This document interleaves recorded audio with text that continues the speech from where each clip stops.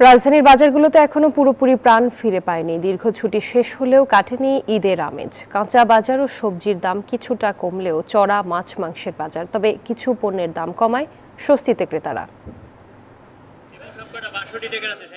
রাজধানীতে এখনো কাটেনি ঈদের ছুটির আমেজ, ফলে নিত্যপণ্যের বাজার সেভাবে জমে ওঠেনি। রাজধানীর অধিকাংশ কাঁচা বাজারে অনেক দোকানপাট এখনো বন্ধ, ক্রেতার উপস্থিতিও বেশ কম। তবে চাহিদা কম থাকায় বাজারে লেবু, শসা, কাঁচামরিচ সহ বেশ কিছু পণ্যের দাম কিছুটা কমেছে। বিক্রেতারা বলছেন, ঈদের আমেজ এখনো শেষ না হয় বাজারে পুরোপুরি স্বাভাবিক হতে আরো কয়েকদিন সময় লাগবে।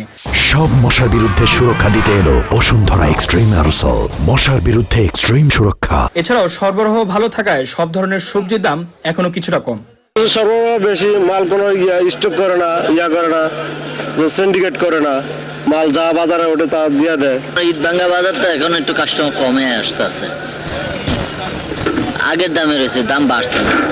ক্রেতারা বলছেন দাম কিছুটা কম রয়েছে, এতে কেনাকাটা করে স্বস্তি পাচ্ছে তারা।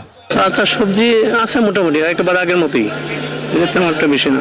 ঈদের আগে একটু ভালো ছিল না, আবার একটু বাড়তি আছে। কাঁচা বাজারের পাশাপাশি মাছ বাজারেও ক্রেতাদের উপস্থিতি কম, যদিও মাছের দাম সেভাবে কমেনি। বিক্রিতে কম হয় ভাই, বেশিরভাগ 90% মানুষ ছুটিতে আছে। সপ্তাহের পরে গিয়ে আবার বাজার ঠিক হবে, আস্তে আস্তে মাছ যখন প্রচুর আমদানি হবে তখন আপনার দাম সীমিত হবে।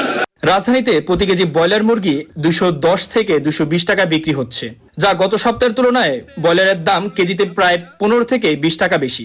বিক্রেতারা বলছেন বাজার পুরো চালু হলে পরিস্থিতি আরও স্থিতিশীল হবে। মামুন ইসলাম, নিউজ 24, ঢাকা।